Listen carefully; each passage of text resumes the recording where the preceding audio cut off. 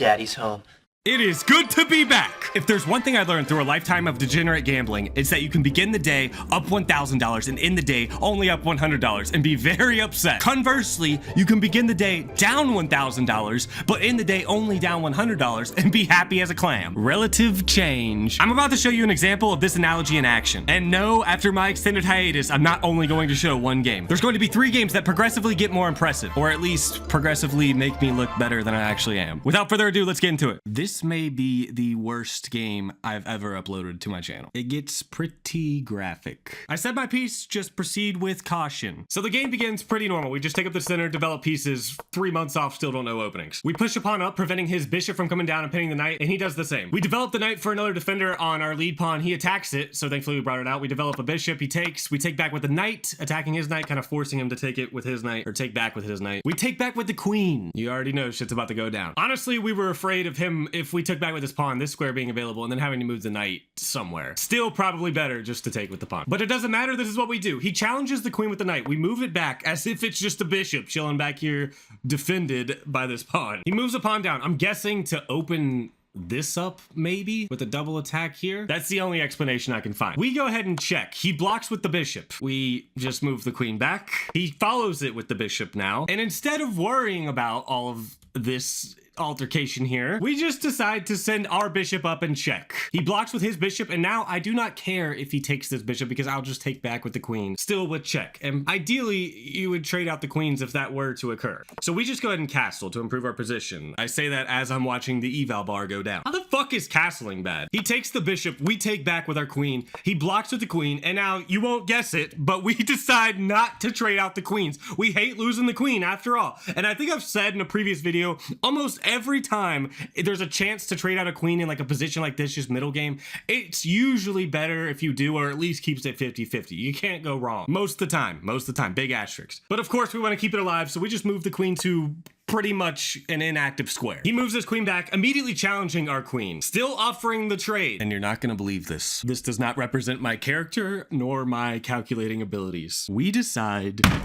It's literally so fucking stupid. We decide to move here, and I've reviewed this game 16,000 times, and I, for the life of me, do not know why the fuck we moved here. Keep it together, keep it together. He takes the queen. We make a few other moves. He just basically takes the queen and moves right back. And honestly, why not just give him a hanging pawn here as well? You know, we move our knight out. This, we actually have some plans for. We want our queen back. We're on an Avenger mission. The idea is to go here, and then here, and then here, and fork the two. Give it back! Give me my motherfucking queen back. So he just moves the knight back after taking the free pawn. We go ahead and bring out a rook because we're afraid of his bishop up here coming down. You know, clear threat here. So if we go here, we can at least back it up with the rook. So we could trade. At the very worst, we're winning a pawn. At the best, we could somehow maybe even sack the rook first. If bishop takes, then knight takes and we can fork. And maybe he is as blind as I am. You never know. He brings his bishop down, I think, to eventually discover attack on my hanging knight. But not to worry, we're going to move the knight anyways to initiate our plan. I sat here and told you. I told you before this game started. It was not going to be pretty. The queen can take my knight, whatever, and then we move on. He pushes the queen up. We challenge the queen, pushes the queen down. We push upon just trying to break something up because we're kind of throwing. We're a little bit angry. But here we have a brilliant idea, or at least an idea. The thought process is this. We go here, sack. I can't even say it with a straight face. Sack. We want to sacrifice the bishop. He brings the rook off the back rank, which opens up this check. Inevitably, he's going to block here with the bishop, which is hanging now this pawn, which we take with our rook. And then we can double up here. The king has to move and we win a rook back. Also, during all that, we take a pawn and our piece back. And a rook. It's not a horrible idea, but we're also not 400 ELO anymore. We're not in Kansas anymore. This shit may not play out exactly how I'm hoping anymore. So we initiate the plan. We take. He takes back with rook. We check.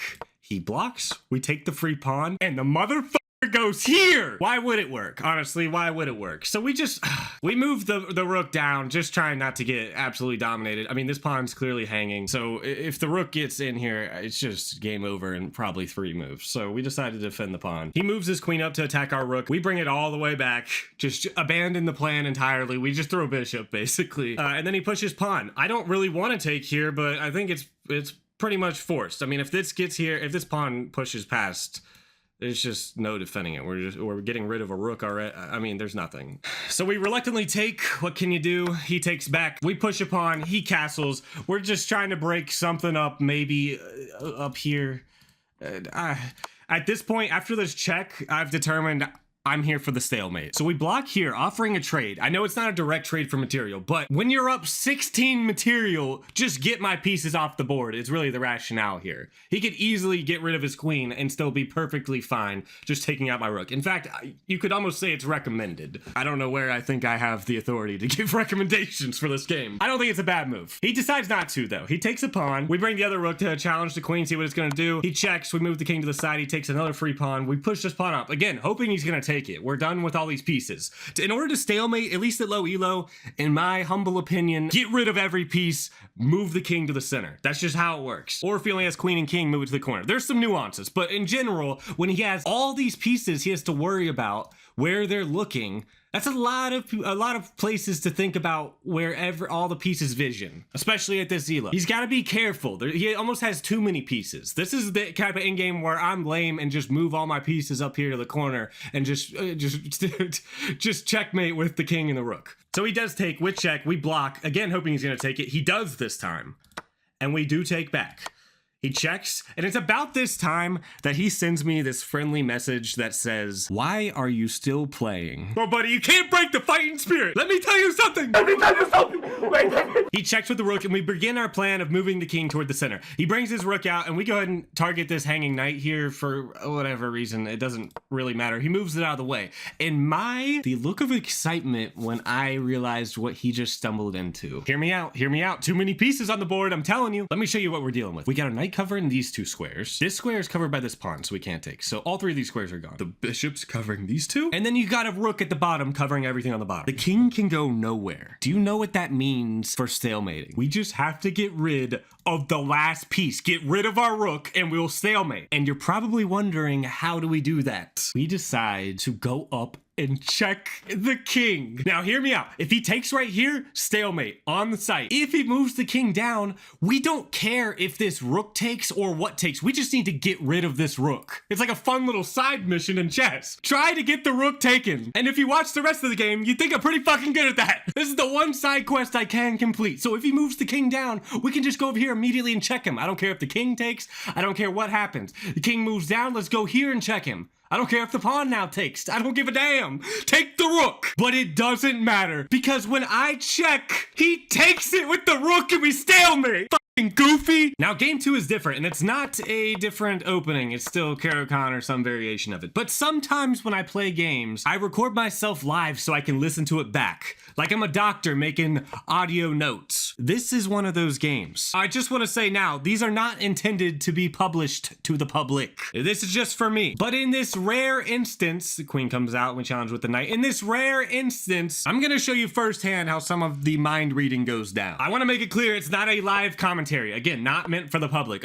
He's brought the queen out very early. We challenge with the bishop. But there was not a live commentary. This was meant so when I look back at my own games, I can review them myself. We bring the queen out early, which is a bit questionable. I entirely forget that this knight is pinned. I had ideas of going here, which is essentially forking the queen and forking it with a fork. Forkception. In my head, the queen could only move to here and we could defend it with the queen. In reality, I think I can go here too. Regardless, not my best move. And this game gets pretty tactical, beginning with this. If we take here, he takes back with queen. We do some other move, maybe open up our bishop now, so move this pawn up. Now he can take with check. We take back with pawn. He can take with check again, targeting our rook. It can become very slippery here. So I decide not to take here and instead just back it up with our own pawn. He pushes a side pawn. We essentially trap the bishop, kind of. We can't really take it here, but it has nowhere to go. So he, of course, just trades it out for the knight, and we take back with our pawn. Nice little pawn structure. Everything's working out until this. I thought about this for about a minute, and I think this might be my only move. Bring the queen back. I think any other move, I'm losing a lot. In this case, we're just losing the pawn. We block with the knight, he takes the pawn back, and this is where we think about all of the possibilities of what we can do with this position. I was thinking if we take this back, maybe queen takes, and then we can check here. I always look upfield. All I see up here is weakness. None of these pieces could take anything if we can get it up there. And I, for the life of me, cannot figure out a way to get my queen up there. Even here, the knight can take back. I thought about ways to sack and take and get the knight out of there somehow. I couldn't figure it out. But then it dawned on me. Why does it have to be the queen that goes up there? Because it really takes anything. I know I've come up with a lot of genius plans, most of them unsound, admittedly unsound, although I do mind read. This might very well be the most sound single move I've ever made. We go here, which in case you haven't noticed, pins his queen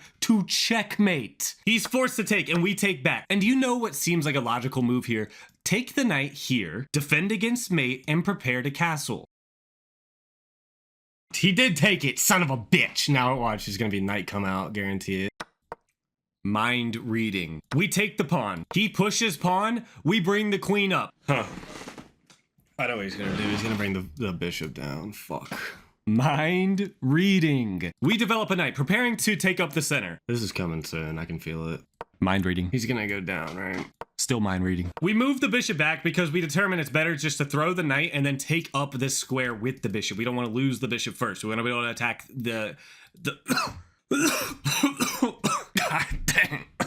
Fucking tuberculosis. Damn. We want to be able to take the rook. Please don't bring the knight out. Actually, that would kind of fuck me.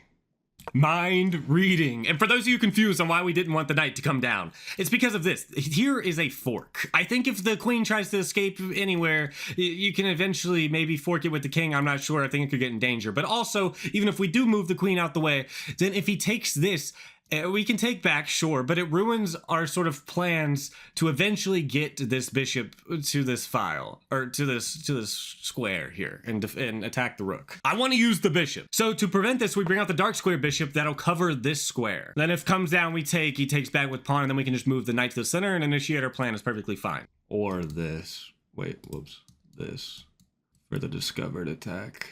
Mind reading. We move the queen out of the way. He decides to defend the pawn, and we initiate our plan to attack the center. He does not take with the knight and instead moves his rook here. We take his knight, he takes back with pawn, and now we immediately notice this hanging pawn. However, we cannot forget about this knight having this powerful square up here in our center. So first, we decide to pin the knight to the rook, so it essentially cannot move. Then he pushes a pawn down, and then we decide to take the hanging pawn. It's a real question here. Are we supposed to check? You know the check's coming. You know the check is eventually coming. Are we supposed to check here with the queen, or here with the bishop? Your guess is as good as mine. He continues pushing the pawn, and we decide to check with the bishop. He brings the queen down. We check here, thinking that only these two squares can block. Hippity hoppity, I never see the fucking knight. At this point, we're running low on time. We're really freaking out here. Oh, fuck. I'm gonna choke. I'm gonna choke this. I can feel it. And I cannot find mate for the life of me. Even if we go here, I mean, king up here, where is the mate? And I'm saying this, looking at it now with the eval bar saying mate in 3, I still can't find it. All I know is that we're thinking about this check, and we know that the knight can now come down if we relieve him of the pin. So we decide to take the knight, he takes back with bishop,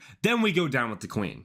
He moves the king up, we move over with the bishop, and guess who's got mate in 1? Not a doubt in my mind. I think I'm right. Oh no, we can move the king. We can move the king to F1, check them, and he can, not a single doubt.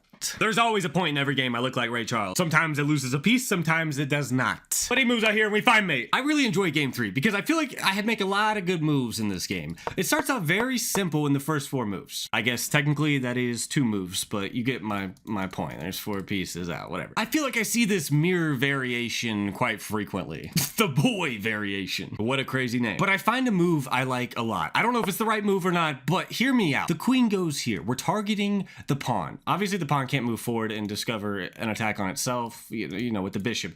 But if we could take, imagine he does nothing. If we take here, we do have the hanging bishop. So he somehow has to eventually defend this and potentially the pawn, but he can't move his pawn down here because it's pinned.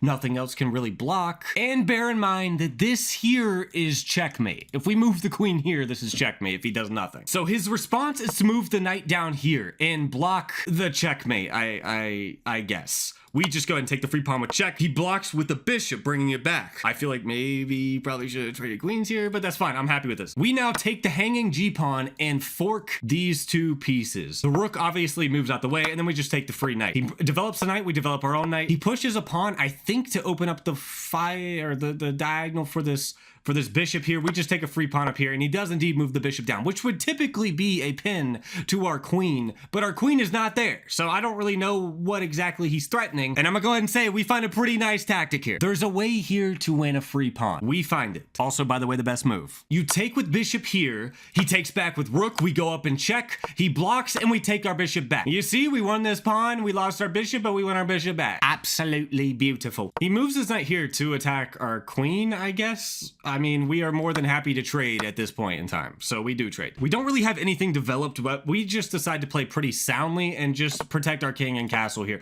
He moves down the queen. We push up a pawn to eventually unleash our bishop and start developing all these undeveloped pieces down here in the bottom left. He moves his queen over, and now sort of the bishop development plans are put to a halt, because I mean, we can't go to this square. Obviously the pawn would just take, or even the queen would take, and we also can't go to this square. It seems like a good idea until you realize the queen could just move somewhere like here, and then if we take, then queen would just take our queen, and our queen is very much unprotected. It's not a good idea, in my opinion, to bring the bishop out at this point in time. So we just develop a knight. Now he brings the queen down, offering a trade. And if you know me, you know I hate trades, and if you also know me, you know I love checks. So we find this check here with the queen. Avoid the trade, take the check, fuck it. He moves the king down. We bring out the knight, potentially, eventually attacking this square here. Although in hindsight, I guess he has his queen on it. He brings out a rook. We move up the queen, but then he moves a rook out here, which is threatening mate in one. Something we have to immediately address, which the most obvious way to deal with this, rather than bringing the queen back and trading and doing other shit, is just to push this pawn up, which we do. Once he realizes that ain't gonna work, then he just decides to immediately challenge the king with the rook. And we have to move the king, or I'm sorry, the queen, and then we have to move the queen out the way. He now takes a pawn. Again, threatening mate in one. Dangerous. We cannot take the queen back because of the pin. He's getting a little tricky with it. I don't want to blow the lead that we have now. So we decide a good offense is a great defense. We can go here. The bishop can't take because of the pin, and we can fork these two pieces. So we do that. He moves the king down out of check, and we're stuck with this decision to make. This rook or this rook. And my initial thought was to take this rook. And I guess it doesn't really matter, but in my head, I was thinking if I take this rook, he'll take back with his rook, and we'll still be stuck in the mate in one issue. So instead, I decide to take this rook over here. He now moves the king. He does not take back. Mind you, still mate in one threats. So we must keep checking, or we must take this rook. But I like finding checkmate, not taking all their pieces. That's just the way I roll. So my idea is to bring the queen here with check, with the king only having one spot to move, which is right here. Conveniently, we have this bishop here looking at that square. So we go queen here, king moves over, bishop out, looking at the king, and the king now only has one spot to move because the queen's here covering this file, everything's covered. The king can only move to this corner, at which point we move the knight down and mate him. So beautiful. So we initiate the plan. Queen goes down, king moves over, bishop up, and he does the only thing to stop it. He sacks the fucking queen. You think you can ruin a beautiful checkmate and not pay for it. We take the queen back, he takes the knight. I don't even give a damn about that knight anymore. We move a pawn up because I know a way if we could go here, the king is checkmated. And guess what his dumb ass does? He moves the rook over and bitch, we checkmate.